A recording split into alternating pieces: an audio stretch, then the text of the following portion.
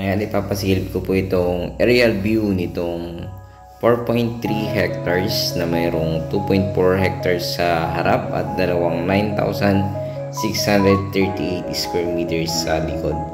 So ito po ay may 300 meters frontage sa harap, provincial highway, may small rice land po dyan sa likod at mayroon ding barangay road sa likod na nakadikit. So ito yung part na to, ito yung sinasabing hindi ibibenta, itong part na ito ng property.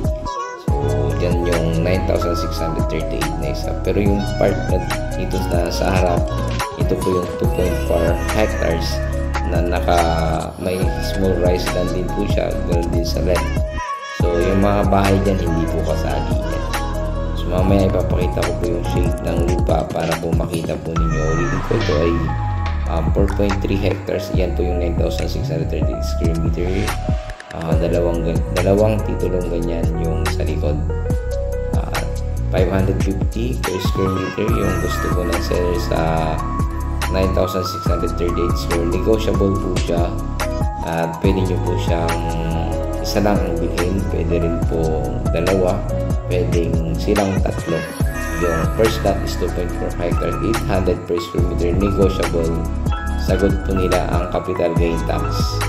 At yan po ay along the highway, 300 meters frontage.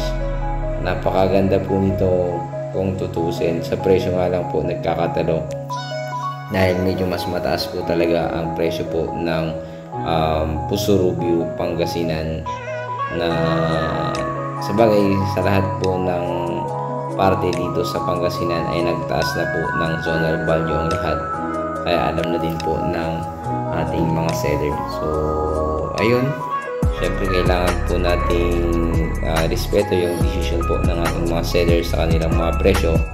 At the same time, pag nakausap nyo naman po sila ay nagbabago po ang isip ng ating mga seller. Kung may ipapa-explain or makakatawad po tayo ng mas mababa, pwede naman po. At ito yung corner lot yan na sinasabi, pero hindi po natin po yan sure kasi wala po mismo yung seller. Pero syempre kakilala naman po ng seller yung ating mga agent, kaya po yan po yung sinabing corner lot. Ayan, ganyan po yung shape nya. At yung part, papakita ko maya yung ano po yung asan po yung hindi binibenta.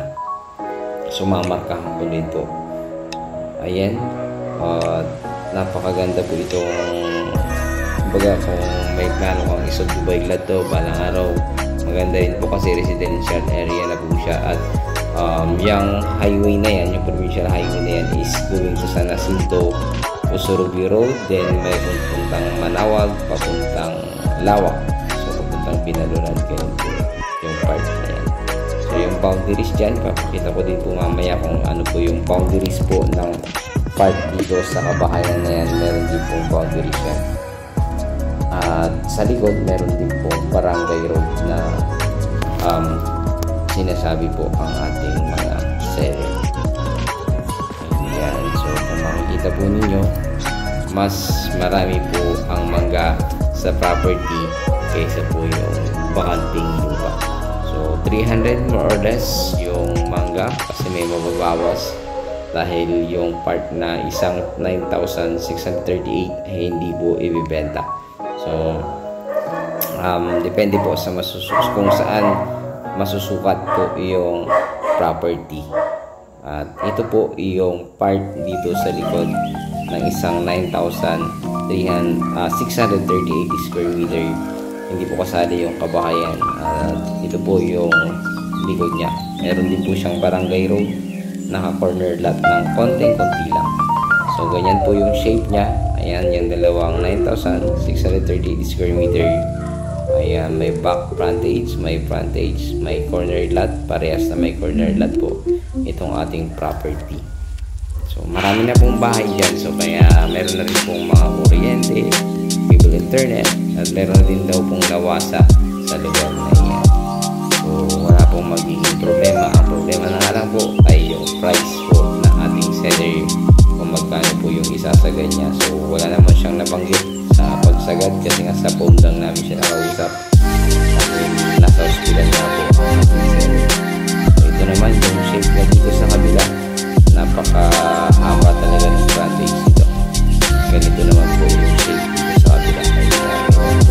So ayan yung kabuuan ng tatlong titulo. So hindi ko na dinagdag yung kumbaga yung shape ng isa. So maganda po ito kung tutusin, pero syempre nasa choice po rin po ninyo, pa rin po ninyo kung tumawag. Pwede naman po, pwede nyo na lang kung itawag yung kanyang tawad at yung itatawad kung magugustuhan po na rin yung tawad. So yun yung 9,038 na hindi po for sale, at yun din po yung mga dalawang for sale.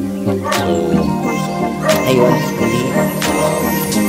hindi po yung harap po nito yung 2.4 hectares na harap mismo ay pwede nyo dito lang yung 100 per square meter nito. So 9,640 naman is 550 per square meter. Negotiable po silang parehas. Sagot naman po nila ang capital gain tax, kaya wala po masyado problemahin pagdating po sa capital gain tax. At sa titulo naman nakapangalan po sa kanila ayon sa ating mismong seller, nakapangalan at buhay na buhay po ang ating nakapangalan sa titulo. Tatlong titulo po yan, 23,276. Hindi po marami. So tatlong titulo, ayun, sana magustuhan niyo po ito dito sa bayan ng Puso-Rubio, Pangasinan. At pakitawagin niyo lang po ako na nakalagay po sa aking description niya aking numero at aking Facebook account. Maraming salamat po sa lahat ng viewers.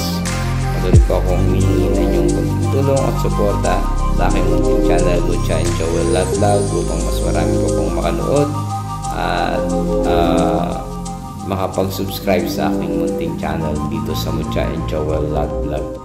Ito po ang inyong lingkod, Agent Joel, na patuloy na naghahanap po ng mga property na aming iaalok sa inyo. Maraming salamat po. God bless you all.